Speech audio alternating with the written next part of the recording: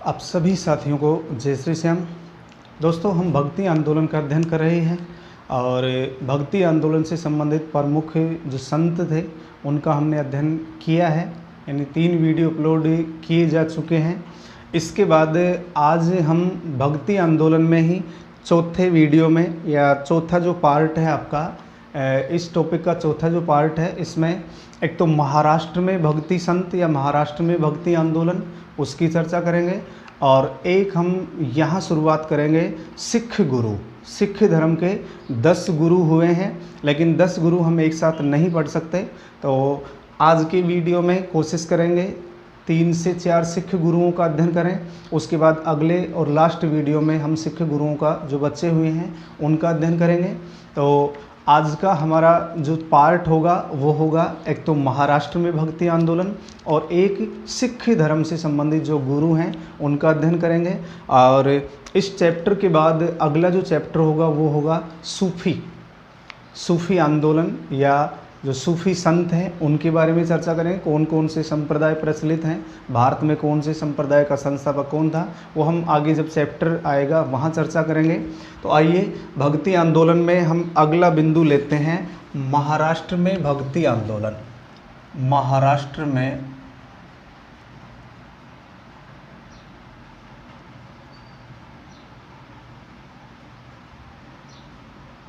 भक्ति आंदोलन।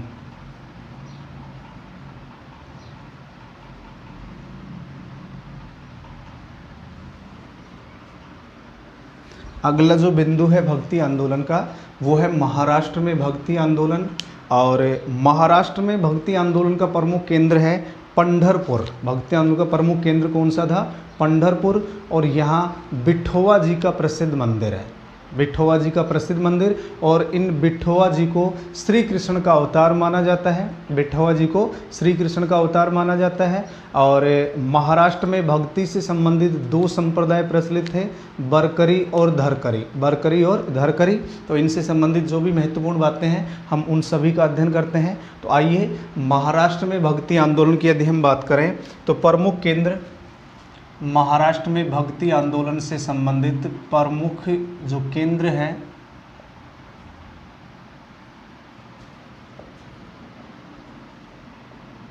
पंढरपुर का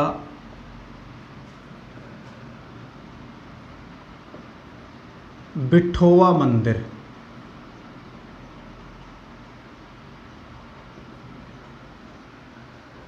महाराष्ट्र में भक्ति आंदोलन का जो प्रमुख केंद्र है वो क्या है? पंढरपुर का विठोबा मंदिर। और ये जो विठोबा जी हैं, विठोबा जी को श्री कृष्ण का अवतार माना जाता है। विठोबा को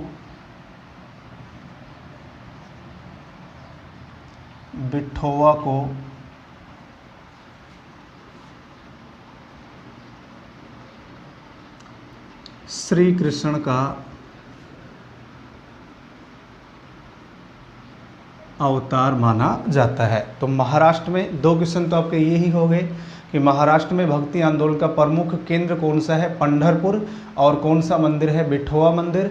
और विठोबा जी को श्री कृष्ण का अवतार माना जाता है। यहाँ भक्ति से संबंधित 2 संप्रदाय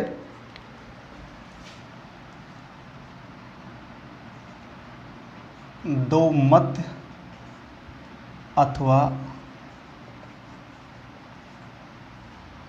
संप्रदाय थे। भक्ति से संबंधित 2 मत अथवा संप्रदाय थे, एक है बरकरी और एक है धरकरी। बरकरी संप्रदाय सबसे पहले हम बात करें, कई जगह बारकरी भी है, एक ही बात है, बारकरी अथवा बरकरी संप्रदाय। तो हमें यही ध्यान रखना है सामान्य कि बारकरी संप्रदाय का संबंध कहाँ से था? महाराष्ट्र से था। कहाँ से था? महाराष्ट्र के। अब इस संप्रदाय को मानने वाले श्री कृष्ण के भक्त होते थे। श्री कृष्ण की पूजा पर बल। तो ये भी ध्यान रखना है, बारकरी संप्रदाय से संबंधित जो भी संत हैं, जो भी व्यक्ति हैं, वो भगवान श्री कृष्ण की पूजा पर बल देते हैं और ये सैद्धांतिक हैं। ये जो संप्रदाय है ये कैसा संप्रदाय है? सैद्धांतिक है। और इस संप्रदाय के प्रमुख संत, इस संप्रदाय के प्रमुख संत ज्ञानेश्वर, नामदेव और तुकाराम।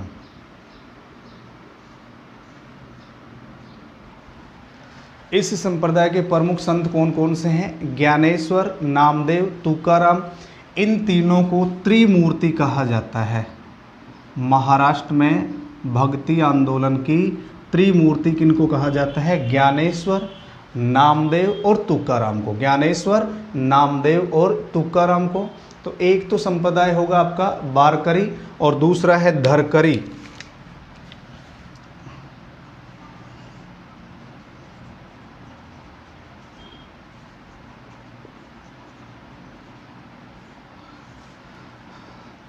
तो यहाँ दो मत या दो संप्रदाय प्रचलित हैं, एक तो वारकरी और दूसरा कौन सा है? धारकरी। तो ये सैद्धांतिक है, तो ये व्यवहारिक है। ये श्री कृष्ण की पूजा पर बल देते हैं, तो ये भगवान राम की पूजा पर बल देते हैं। ये किस पर बल देते हैं? भगवान राम की पूजा पर। और इस संप्रदाय का प्रमुख संत है रामदास। प्रमुख संत कौन है? रामदास। तो ये श्री राम की पूजा पर बल देते हैं।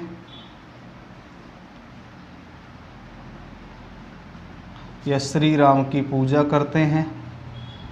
और जिस प्रकार ये सैद्धांतिक हैं तो ये व्यवहारिक हैं। और इस संप्रदाय का प्रमुख संत, इस संप्रदाय का प्रमुख संत है आपका रामदास। तो आपको ये ध्यान रखना है। कई बार क्या होता है कि हम कंप्लीट 5 से 6 पेज या जो भी संत है उनका अध्ययन कर लेते हैं, उन्हें अच्छी तरीके से तैयार कर लेते हैं, लेकिन जो सामान्य बातें हैं उनकी तरफ ध्यान नहीं देते और वहीं से एग्जाम में क्वेश्चन पूछ लिया जाता है। तो वारकरी और धरकरी या बरकरी और धरकरी, इन दोनों संप्रदायों का संबंध कहाँ से है? महाराष्ट्र से। अब इसके बाद महाराष्ट्र में जो भक्ति आंदोलन के प्रमुख संत हैं उन संतों का अध्ययन करते हैं। और सबसे पहले हम बात करते हैं ज्ञानेश्वर अथवा ज्ञानदेव। पहले जो भक्ति संत हैं ज्ञानेश्वर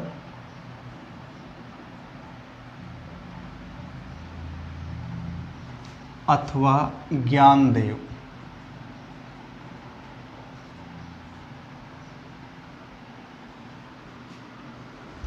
ज्ञानेश्वर अथवा ज्ञानदेव, ये महाराष्ट्र में भक्ति आंदोलन के संस्थापक माने जाते हैं। 13वीं सदी में महाराष्ट्र के प्रमुख और प्रथम संत थे। इनका जन्म आलिंदी गांव औरंगाबाद में हुआ था। जन्म आलिंदी गांव औरंगाबाद में हुआ 13वीं सदी में। जन्म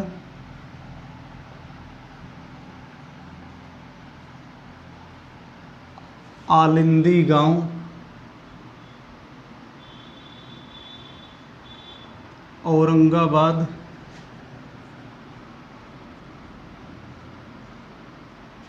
आलिंदी गांव, ध्यान रखना, आलिंदी गांव।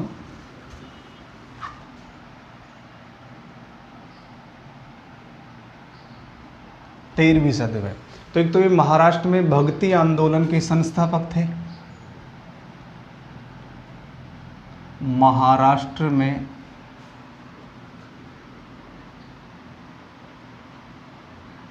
भक्ति आंदोलन के संस्थापक। महाराष्ट्र में भक्ति आंदोलन के संस्थापक कौन थे? ज्ञानदेव अथवा ज्ञानेश्वर। ये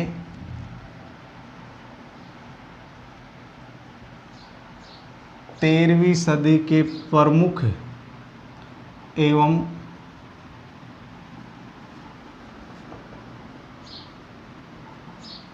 प्रथम भक्ति संत थे। महाराष्ट्र में 13वीं सदी के प्रमुख और प्रथम भक्ति संत, महाराष्ट्र में भक्ति आंदोलन के संस्थापक। इनका जन्म आलिंदी गांव 13वीं सदी में हुआ। इसी प्रकार बरकरी संप्रदाय में इन्हें विष्णु का अवतार माना जाता है। ये जो वारकरी संप्रदाय है, वारकरी संप्रदाय में इन्हें क्या माना जाता है? विष्णु का अवतार माना जाता है। विष्णु का अवतार। वारकरी संप्रदाय में इन्हें विष्णु का अवतार माना जाता है। ये रहस्यवादी संप्रदाय से संबंधित थे।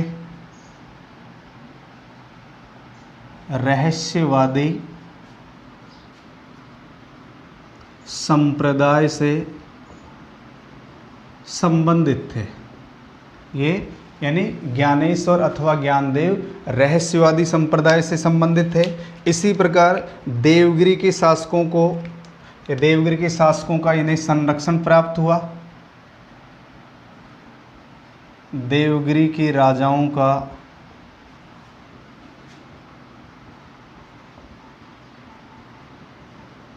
संरक्षण प्राप्त हुआ। और इनकी कुछ रचनाएं हैं, इनकी रचनाएं देख लीजिए। इनकी रचनाएं भावार्थ दीपिका,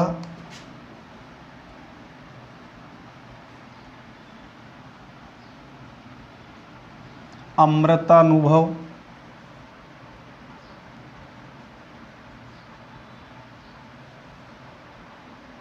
और चंगदेव प्रशस्ति।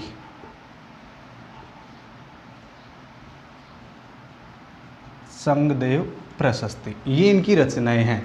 तो हम महाराष्ट्र में भक्ति आंदोलन का अध्ययन कर रहे हैं और महाराष्ट्र में भक्ति आंदोलन का प्रमुख केंद्र पंढरपुर का विठोवा मंदिर है। विठोवा जी को भगवान कृष्ण का अवतार माना जाता है। यहाँ दो मत या दो संप्रदाय प्रचलित हैं, वारकरी और धरकरी। वारकरी वाले कृष्ण की पूजा करते हैं, धरकरी वाले श्री राम की। ये ध्यान रखना है, त्रिमूर्ति है, ज्ञानेश्वर, नामदेव, तुकाराम। कई बार क्वेश्चन पूछ लिया जाए कि महाराष्ट्र के वे भक्ति संत जो त्रिमूर्ति में शामिल हैं या कौन सा त्रिमूर्ति में शामिल नहीं है, तो ज्ञानेश्वर, नामदेव, तुकाराम ये त्रिमूर्ति कहलाते हैं। और धरकरी का प्रमुख संत कौन है? रामदास। पहले संत हमने पढ़े ज्ञानेश्वर अथवा ज्ञानदेव, जिनका संबंध कौन से संप्रदाय से है? वारकरी संप्रदाय से है। जिसका संबंध कौन से मत या कौन से संप्रदाय से है? वारकरी मत या वारकरी संप्रदाय से। एक बार आप इसका स्क्रीनशॉट ले लीजिए, इसके बाद हम बात करते हैं।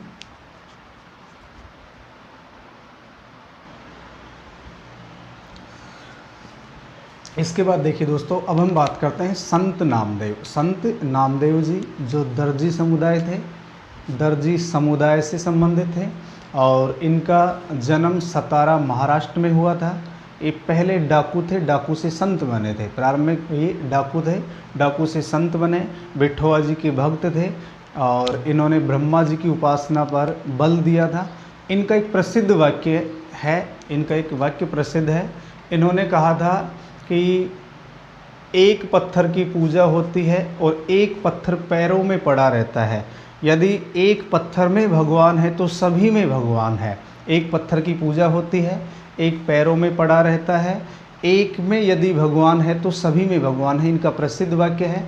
तो नामदेव कई बार एग्जाम में क्वेश्चन पूछा जा चुका है। ये दर्जी समुदाय से संबंधित थे और वारकरी संप्रदाय को लोकप्रिय बनाने का श्रेय दिया जाता है। और सबसे बड़ी विशेषता इनकी, ये इस्लाम से प्रभावित थे। इन्होंने दिल्ली में सूफियों से वाद विवाद किया था। दिल्ली में सूफियों से इन्होंने वाद विवाद किया। तो महाराष्ट्र में भक्ति आंदोलन से संबंधित हम दूसरे संत की चर्चा कर रहे हैं और दूसरे हैं संत नामदेव। नंबर 2 संत नामदेव। संत नामदेव, तो इनका जन्म 1270 ईस्वी को सतारा महाराष्ट्र में हुआ। जन्म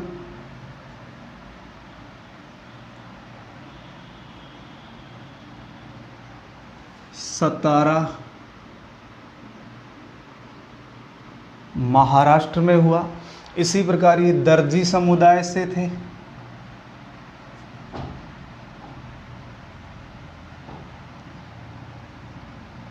और ये डाकू से संत बने थे। डाकू से संत बने थे। इसी प्रकार जो बरकरी संप्रदाय है, बरकरी संप्रदाय को इन्होंने लोकप्रियता दिलाई। बरकरी संप्रदाय को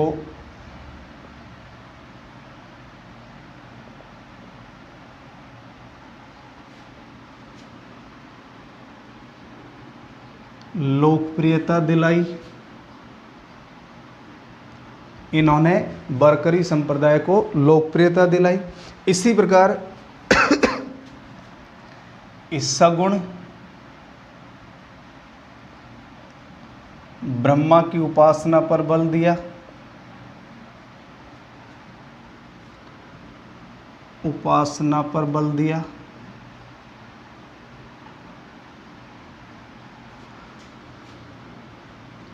और ये विठोबा जी के भक्त थे,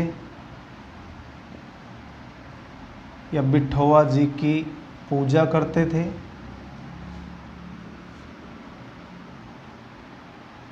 ये विठोबा जी की पूजा करते थे। इसी प्रकार ये ध्यान रखना है, सबसे महत्वपूर्ण एक लाइन है, ये इस्लाम धर्म से प्रभावित थे, ये इस्लाम धर्म से प्रभावित थे।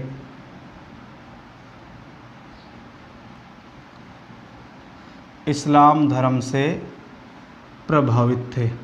ध्यान रखना है, ये क्वेश्चन एग्जाम में पूछा जा चुका है कि महाराष्ट्र का वह भक्ति संत जो इस्लाम धर्म से प्रभावित था, तो कौन हो जाएंगे? संत नामदेव। संत नामदेव, इन्होंने जाति प्रथा का खंडन किया,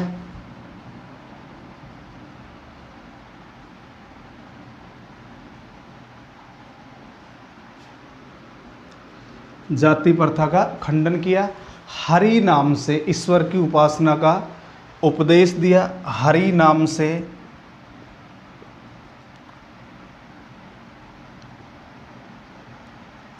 ईश्वर की उपासना का उपदेश दिया।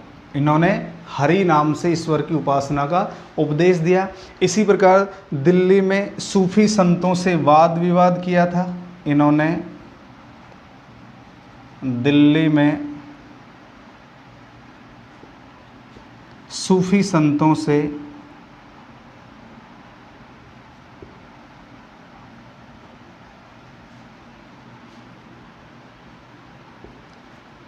वाद विवाद किया था। तो एक तो ये इस्लाम से प्रभावित थे, दर्जी समुदाय से थे, डाकू से संत बने थे, बरकरी संप्रदाय को लोकप्रियता दिलाने वाले, सगुण ब्रह्मा की उपासना पर बल दिया, विठोबा जी की पूजा करते थे, इस्लाम धर्म से प्रभावित थे, जाति प्रथा का खंडन किया और हरि नाम से ईश्वर की उपासना पर बल दिया। इसी प्रकार इनके दो वाक्य प्रसिद्ध हैं, वो देख लीजिए। इन्होंने कहा था,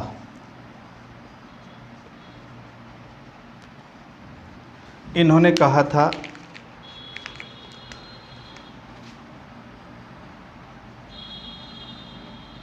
एक पत्थर की पूजा होती है,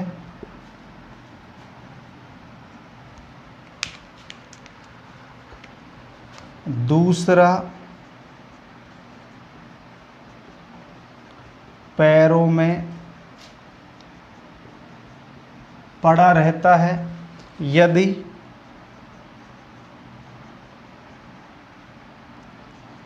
एक में भगवान है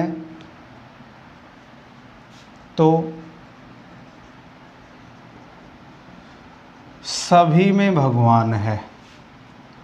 ध्यान रखना है, इन्होंने क्या कहा?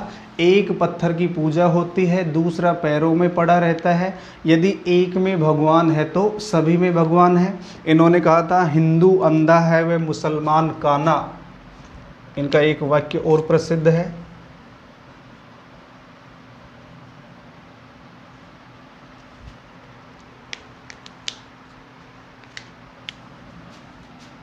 हिंदू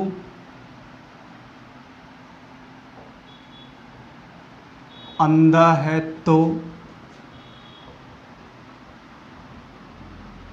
मुसलमान काना। लेकिन जमाने वाला इनसे अधिक बुद्धिमान है,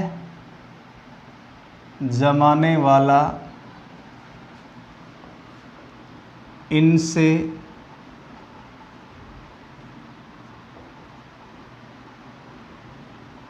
अधिक बुद्धिमान है, उसका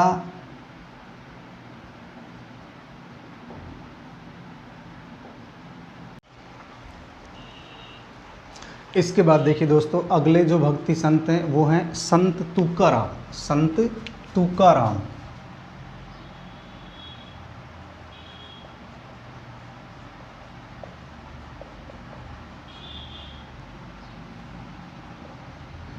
संत तुकाराम ये शूद्र जाति से थे, ये शूद्र जाति से थे। इन्हें महाराष्ट्र का कबीर कहा जाता है, इन्हें महाराष्ट्र का कबीर कहा जाता है। हिंदू मुस्लिम एकता पर इन्होंने बल दिया था और इनका जन्म देहू गांव पूना में हुआ था। जन्म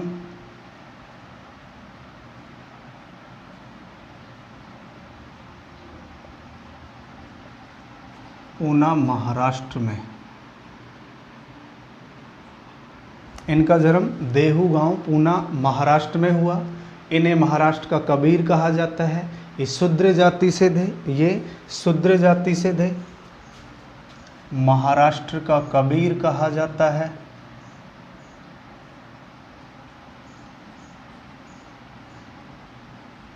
शूद्र जाति से थे।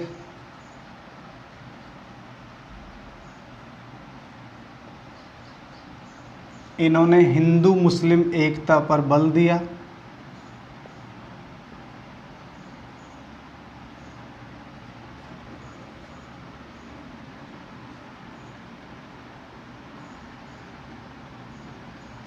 बिठोवा मंदिर को भक्ति का मुख्य केंद्र बनाया।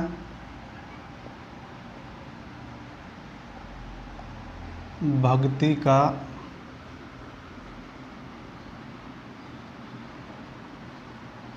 मुख्य केंद्र बनाया। इन्होंने बिठोवा मंदिर को भक्ति का मुख्य केंद्र बनाया। और जो आपका वारकरी संप्रदाय है, इस वारकरी पंथ की स्थापना इन्हीं के द्वारा की गई थी। वारकरी पंथ की स्थापना की इन्होंने, वारकरी पंथ की स्थापना की। तो संत तुकाराम जन्म देहू गांव पूना महाराष्ट्र में, महाराष्ट्र का कबीर कहा जाता है। शूद्र जाति से थे। हिंदू मुस्लिम एकता पर इन्होंने बल दिया और बिठोवा मंदिर को भक्ति का मुख्य केंद्र बनाया। वारकरी पंथ की स्थापना की और इनकी जो शिक्षाएं हैं वो अभंगों के रूप में संकलित हैं। इनकी शिक्षाएं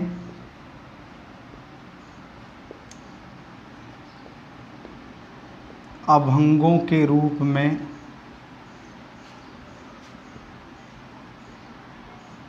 संकलित हैं। अभंग, अभंग किसे कहा जाता है? महाराष्ट्र में बिठोवा को समर्पित जो भक्ति गीत हैं, बिठोवा जी को समर्पित जो भक्ति गीत हैं, उन्हें अभंग कहा जाता है। तो अपन यहाँ नोट कर लें, अभंग क्या है? अभंग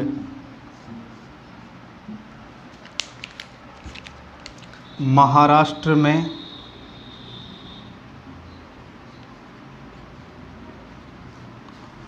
बिठोवा को समर्पित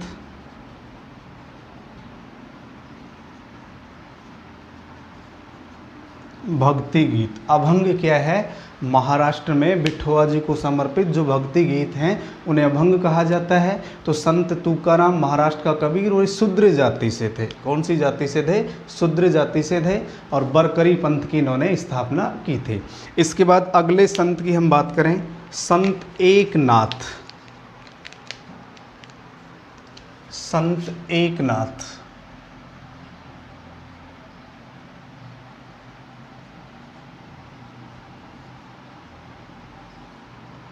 संत एकनाथ जी, इनका जन्म 1533 को पैठण औरंगाबाद में हुआ। जन्म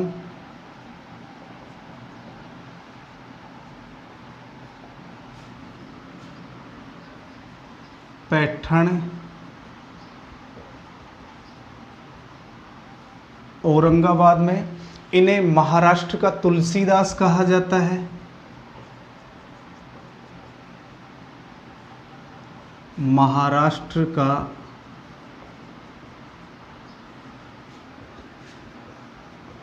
तुलसीदास कहा जाता है। इसी प्रकार ये अत्यधिक दयालु प्रवृत्ति के थे।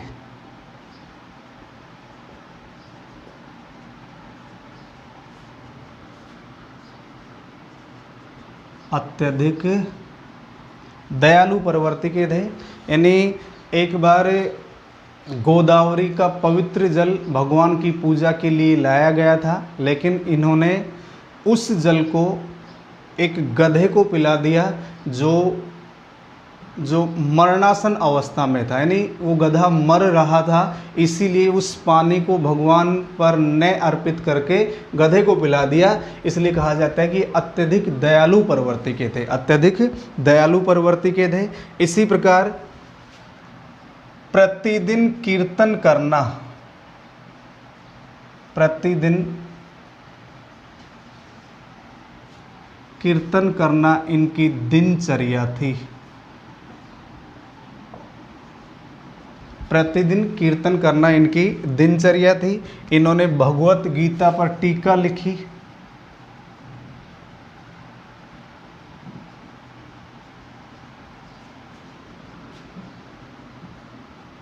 भगवत गीता पर टीका लिखी और हरिपद नाम से अभंगों की रचना की थी। लगभग 26 अभंग लिखे थे हरिपद नाम से। हरिपद नाम से 26 अभंग लिखे। तो अभंग का आपको पता चल गया। अभंग क्या होता है? महाराष्ट्र में बिठोआ को समर्पित, महाराष्ट्र में बिठोआ को समर्पित जो भक्ति गीत हैं उन्हें अभंग कहा जाता है। इसके बाद हम बात करें इनकी जो रचनाएं हैं, रचनाएं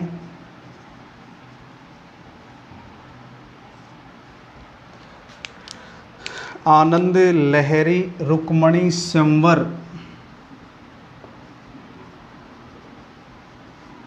आनंद लहरी,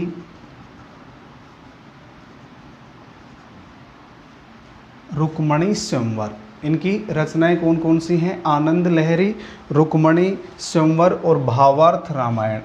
एक यहाँ नोट करें, भावार्थ रामायण।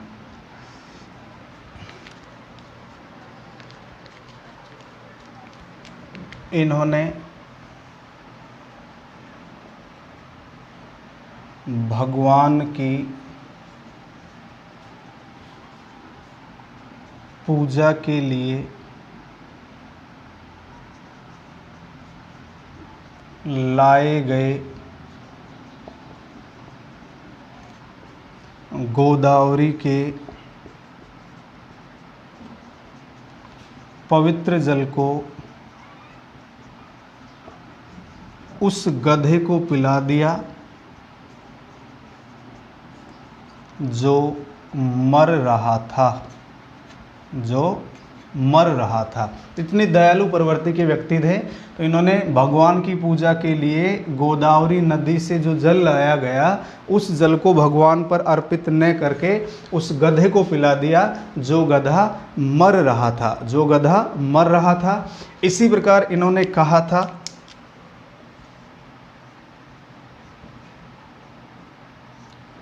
यानी संस्कृत भाषा के बारे में इन्होंने कहा था, यदि संस्कृत देवतुल्य भाषा है, यदि संस्कृत देवतुल्य भाषा है तो क्या मेरी भाषा, तो इनकी भाषा है मराठी, दस्यु भाषा है। तो क्या मेरी भाषा, दस्यु मेरी भाषा का मतलब है यहाँ मराठी भाषा। और इन्होंने गोदावरी में जल समाधि ली थी, गोदावरी नदी में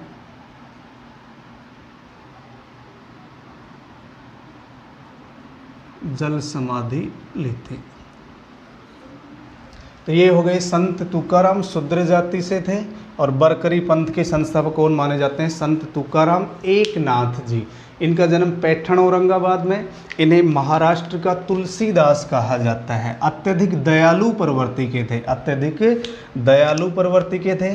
प्रतिदिन कीर्तन करना इनकी दिनचर्या थी, प्रतिदिन कीर्तन करना इनकी दिनचर्या थी। भगवत गीता पर टीका लिखी, हरिपद नाम से 26 अभंग लिखे। इनकी रचनाएं हैं आनंद लहरी, रुक्मणी स्वयंवर और भावार्थ रामायण। इन्होंने भगवान की पूजा के लिए गोदावरी नदी से लाए गए पवित्र जल को उस गधे को पिला दिया जो गधा मर रहा था। इन्होंने कहा था यदि संस्कृत देवतुल्य भाषा है तो क्या मेरी भाषा दस्यु भाषा है, और गोदावरी नदी में इन्होंने जल समाधि ली। तो एक बार इसका भी स्क्रीनशॉट ले लीजिए।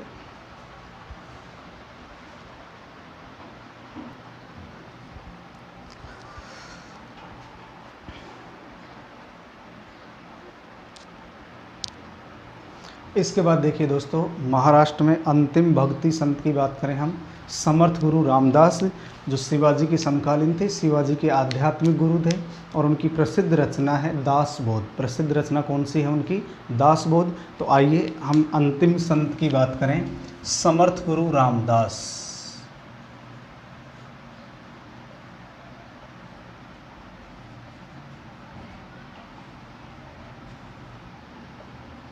एक तो इन्होंने महाराष्ट्र में भक्ति आंदोलन को लोकप्रियता दिलाई थी, और जो धरकरी पंथ है उसके संस्थापक भी यही थे।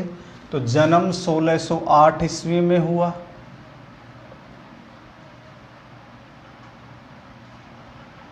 जन्म 1608 ईस्वी में, शिवाजी के आध्यात्मिक गुरु थे।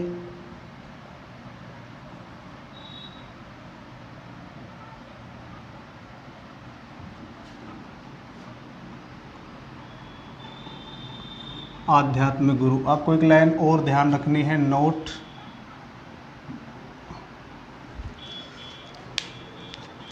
तो संत तुकाराम थे, वहाँ नोट कर लेना आप, संत तुकाराम, ये भी शिवाजी के समकालीन थे।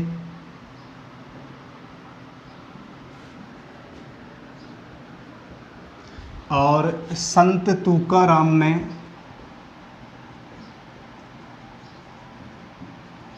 शिवाजी के उपहारों को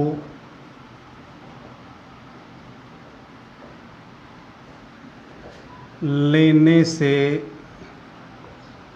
इनकार कर दिया था। शिवाजी ने इनके पास कुछ उपहार भेजे थे, उन उपहारों को लेने से इनकार कर दिया था, ध्यान रखना है। तो शिवाजी के समकालीन रामदास भी हैं, और कौन थे? संत तुकाराम। तो इन्होंने शिवाजी द्वारा भेंट किए गए या भेजे गए उपहारों को लेने से इनकार कर दिया था। इसी प्रकार देखिए, इन्होंने धरकरी पंथ की स्थापना की।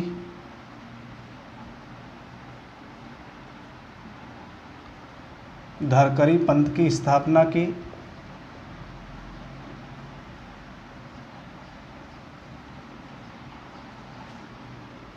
मराठी भाषा में उपदेश दिए। इसी प्रकार महाराष्ट्र में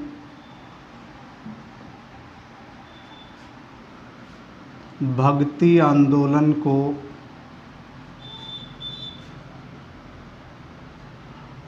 लोकप्रियता दिलाई। महाराष्ट्र में भक्ति आंदोलन को लोकप्रियता दिलाई। इसी प्रकार इनका जो संप्रदाय है रामदासी अथवा परमार्थ, रामदासी अथवा परमार्थ, क्योंकि उन्होंने राम की भक्ति की शुरुआत की थी, राम की भक्ति की शुरुआत की।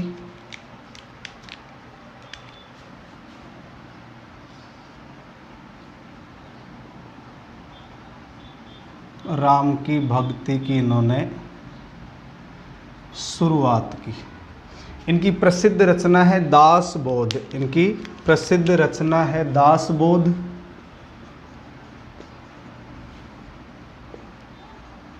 ये कई बार एग्जाम में पूछा जा चुका है कि रामदास की प्रसिद्ध रचना कौन सी है? दासबोध। दासबोध। इसी प्रकार शिवाजी ने इनके वस्त्र को भगवा ध्वज का रूप दिया था। तो शिवाजी ने इनके वस्त्र को भगवा ध्वज बनाया था। शिवाजी ने इनके वस्त्र को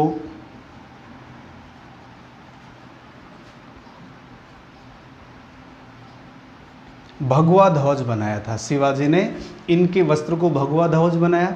शिवाजी के आध्यात्मिक गुरु थे, जबकि शिवाजी के समकालीन ये भी है, ध्यान रखना आप वहाँ संत तुकाराम में इसको नोट कर लेना, इनके समकालीन थे और शिवाजी के उपहारों को लेने से इन्होंने इनकार कर दिया था। महाराष्ट्र में भक्ति आंदोलन को लोकप्रियता दिलाने वाले कौन थे? रामदास जी। मराठी भाषा में उपदेश दिए। इनका संप्रदाय है रामदासी या परमार्थ। राम की भक्ति की शुरुआत की। इनकी प्रसिद्ध रचना है दासबोध और शिवाजी ने इनके वस्त्र को भगवा ध्वज बनाया था। कृष्णा नदी के किनारे इन्होंने एक मंदिर स्थापित किया था। कृष्णा नदी किनारे मंदिर की स्थापना की। और देखो इन्होंने कहा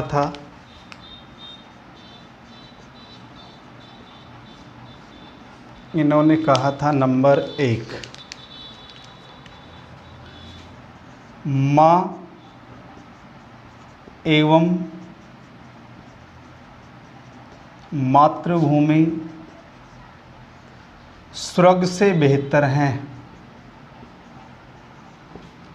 माँ एवं मातृभूमि स्वर्ग से बेहतर हैं। और एक इन्होंने कहा था, जनता यवनों के आक्रमणों से परेशान होकर प्रभु के गुण गा रही है। जनता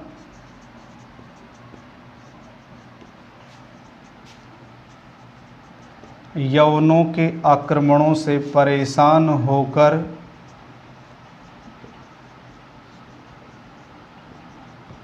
प्रभु के गुण गा रही है। जनता यवनों के आक्रमणों से परेशान होकर जनता के गुण गा रही है। तो दोस्तों ये चैप्टर हुआ आपका महाराष्ट्र में भक्ति आंदोलन। महाराष्ट्र में भक्ति आंदोलन से संबंधित जो भी महत्वपूर्ण विशेषताएं थी, महत्वपूर्ण बिंदु थे, महत्वपूर्ण जो संत थे, उन सभी का हमने अध्ययन कर लिया है। तो एक बार आप इसका भी स्क्रीनशॉट ले लीजिए। इसके बाद हम बात करते हैं सिख गुरु। सिख धर्म के 10 गुरु हुए और उनसे संबंधित जो भी महत्वपूर्ण जानकारियाँ हैं उन सभी का हम डिटेल से अध्ययन करेंगे। तो एक बार आप इसका स्क्रीनशॉट ले लीजिए।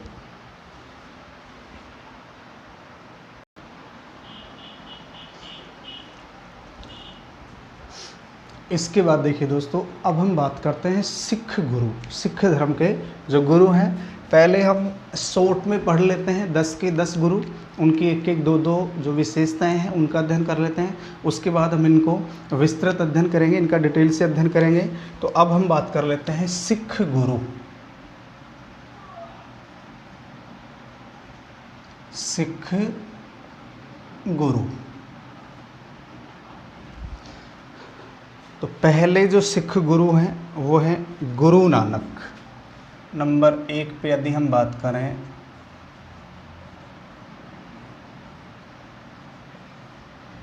गुरु नानक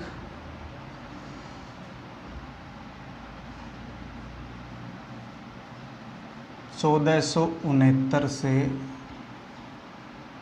1538) गुरु नानक 1469 से 1538। तो एक तो ये सिख धर्म के संस्थापक हैं, सिख धर्म के प्रवर्तक भी कह सकते हैं। तो एक तो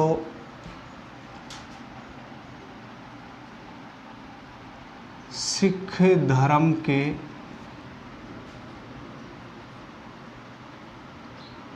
प्रवर्तक, एक तो ये सिख धर्म के प्रवर्तक हो गए। और एक इन्होंने लंगर व्यवस्था की शुरुआत की थी। लंगर प्रथा या लंगर व्यवस्था की शुरुआत की। लंगर प्रथा या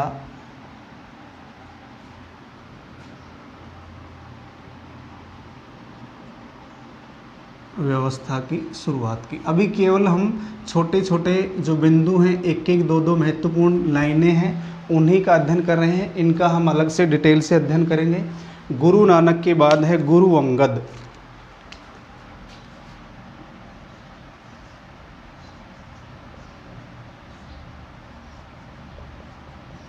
गुरु अंगद 1538 से 1552। गुरु नानक जी ये पहले गुरु हैं। दूसरे गुरु कौन है? गुरु अंगद। इनका महत्वपूर्ण योगदान किस क्षेत्र में है? एक तो इन्होंने गुरुमुखी लिपि की शुरुआत की और लंगर व्यवस्था को स्थायी रूप दिया। तो गुरुमुखी लिपि के जनक हैं, गुरुमुखी लिपि के जनक। और एक हो जाएगा, इन्होंने लंगर व्यवस्था को स्थायी रूप दिया। एक एक दो दो विशेषताएं पढ़ रहे हैं केवल हम।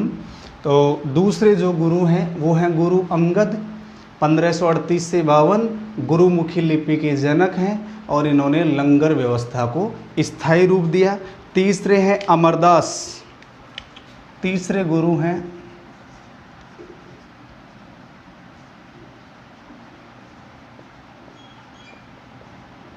गुरु अमरदास, 1552 से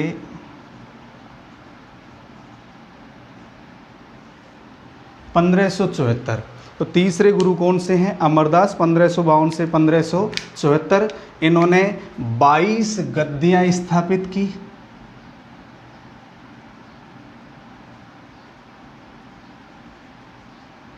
और ये कृषि कार्य पर बल देते थे, ये स्वयं कृषि कार्य करते थे।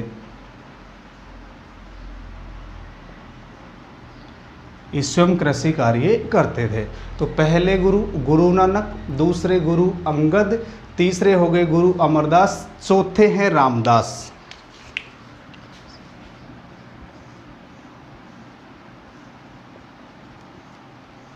गुरु रामदास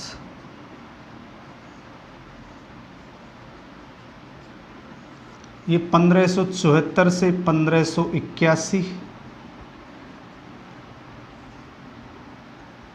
गुरु रामदास, तो इनको क्रम से आपको याद रखना है, गुरु नानक, गुरु अंगद, गुरु अमरदास, गुरु रामदास। एक तो इन्होंने अमृतसर की स्थापना की, अमृतसर के संस्थापक हो गए, अमृतसर के संस्थापक। और एक इन्होंने गुरु के पद को पैतृक बनाया, गुरु का जो पद था, गुरु का पद पैतृक बनाया। हम आगे डिटेल से अध्ययन करेंगे, फिर बता रहा हूँ। केवल इतना ही नहीं है, सिख जो गुरु हैं इनको डिटेल से पढ़ेंगे हम। पहले केवल एक एक सामान्य बिंदुओं पे चर्चा करें ताकि एग्जाम में अगर यहाँ से क्वेश्चन आए तो आपका गलत नहीं हो। और पांचवें गुरु हैं अर्जुन देव।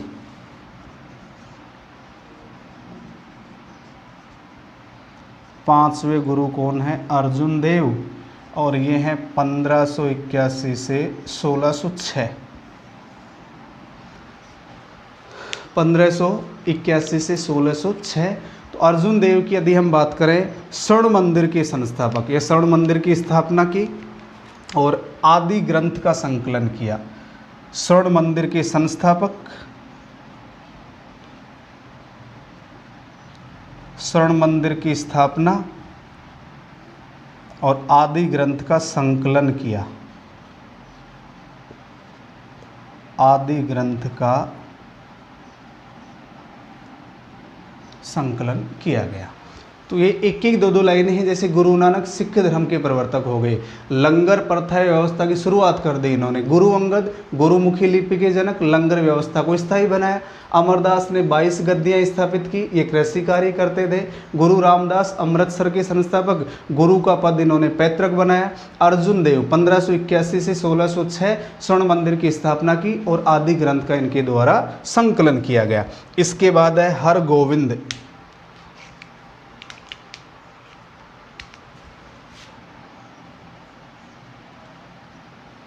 गुरु हरगोविंद 1606 से 1645 ईस्वी। इसके बाद नंबर 6 पे बात करें, नंबर 6 लिख देते हैं इसे। गुरु हरगोविंद, एक तो इन्होंने अकाल तख्त की स्थापना की थी और सिखों का सैनिक संप्रदाय स्थापित किया था। एक तो अकाल तख्त की स्थापना,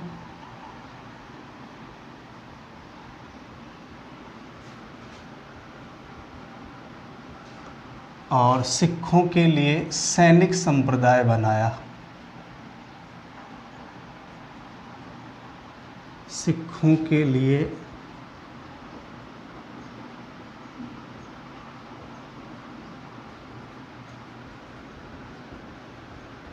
सैनिक संप्रदाय बनाया। तो गुरु हरगोविंद छठे गुरु थे जिन्होंने अकाल तख्त की स्थापना की। हम बात करेंगे इनके बारे में क्या है। सिखों के लिए एक सैनिक संप्रदाय बनाया। इनका समय 1606 से 1645 है। हर राय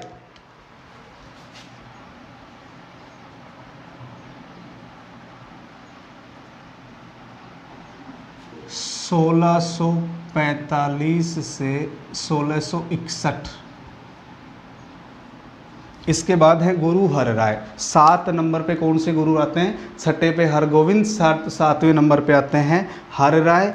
इन्होंने मुगल उत्तराधिकार युद्ध में भाग लिया था। मुगल उत्तराधिकार में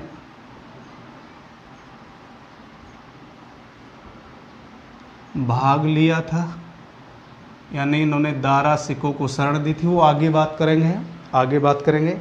हरकिशन गुरु हरकिशन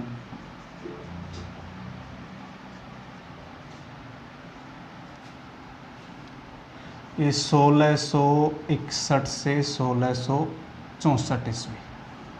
गुरु हरकिशन की बात करें 1661 से 1664 ईस्वी।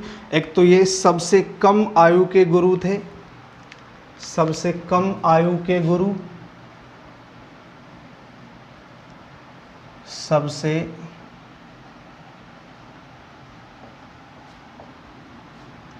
और चेचक के कारण इनका देहांत हुआ। चेचक से मृत्यु। एक तो सबसे कम आयु के गुरु और चेचक से इनकी मृत्यु हुई। 9वें जो गुरु है वो है तेग बहादुर। गुरु तेग बहादुर, ये 1664 से 1675 तक है। 1664 से 1675 ईस्वी। तो ये औरंगजेब के समकालीन थे। औरंगजेब ने इन्हें इस्लाम धर्म स्वीकार करने के लिए कहा, लेकिन इन्होंने इस्लाम स्वीकार नहीं किया और औरंगजेब द्वारा इन्हें मृत्यु दंड दिया गया। तो एक तो इस्लाम स्वीकार नहीं किया, इस्लाम स्वीकार नहीं किया और औरंगजेब द्वारा मृत्यु दंड दिया गया। औरंगजेब द्वारा मृत्यु दंड दिया गया। और अंतिम है आपके गुरु गोविंद सिंह, नंबर 10।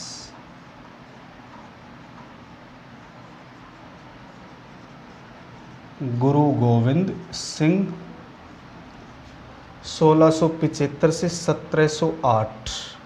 1675 से 1708। तो एक तो अंतिम गुरु थे सिखों के। अंतिम गुरु दल खालसा की स्थापना की, पंच ककार दिए। अंतिम गुरु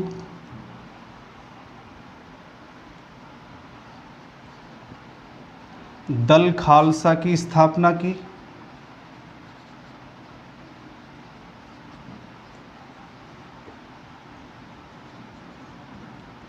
और इन्होंने पंच ककार दिए। जो पंच ककार बताए। तो सिखों की 10 गुरु हो गए। एक बार सामान्य बातें हैं, इनको भी आपको याद करना है। इसके बाद हम डिटेल से प्रत्येक सिख गुरु का अध्ययन करने वाले हैं। तो पहले गुरु हैं गुरु नानक जी। ये सिख धर्म के प्रवर्तक हैं, ये सिख धर्म के प्रवर्तक हैं। इन्होंने लंगर व्यवस्था या लंगर प्रथा की शुरुआत की। लंगर व्यवस्था या लंगर प्रथा की इनके द्वारा शुरुआत की गई। इसके बाद है गुरु अंगद। गुरु अंगद गुरुमुखी लिपि के जनक। गुरु अंगद गुरुमुखी लिपि के जनक, लंगर व्यवस्था को स्थायी रूप दिया। गुरुमुखी लिपि के जनक कौन है? गुरु अंगद। और लंगर व्यवस्था की शुरुआत तो किन्होंने कर दी थी? गुरु नानक ने। लेकिन इस व्यवस्था को स्थायी रूप देने का कार्य किन्होंने किया? अंगद जी ने। गुरु अमरदास, तो गुरु नानक, गुरु अंगद, अमरदास, रामदास, अर्जुन देव, ये 5 हैं। 22 गद्दियाँ स्थापित करने वाले सिख गुरु कौन थे? अमरदास जी। 22 गद्दियाँ स्थापित करने वाले गुरु कौन थे? अमरदास जी। ये कृषि का कार्य करते थे। वह सिख गुरु जो स्वयं कृषि का कार्य करते थे, वह सिख गुरु जो स्वयं कृषि का कार्य करते थे, वो कौन हो जाएंगे आपके? अमरदास जी। गुरु रामदास जी की यदि हम बात करें, इन्होंने अमृतसर की स्थापना की थी। अमृतसर के संस्थापक थे। और गुरु का पद पैतृक बनाने वाले, गुरु का पद था जो पैतृक बना, वो किसके समय बनता है? गुरु रामदास के समय। अर्जुन देव, इन्होंने स्वर्ण मंदिर की स्थापना की थी। और आदि ग्रंथ का संकलन, आदि ग्रंथ का जो संकलन, गुरुमुखी लिपि अंगद, आदि ग्रंथ का संकलन अर्जुन देव। अर्जुन देव को भी जहांगीर के द्वारा फांसी दी जाएगी, वो हम अलग से चर्चा करेंगे। इसके बाद नंबर 6 पे हैं गुरु हरगोविंद। अकाल तख्त की स्थापना, कई बार एग्जाम में पूछा जा चुका है। अकाल तख्त की स्थापना किसने की? गुरु हरगोविंद ने।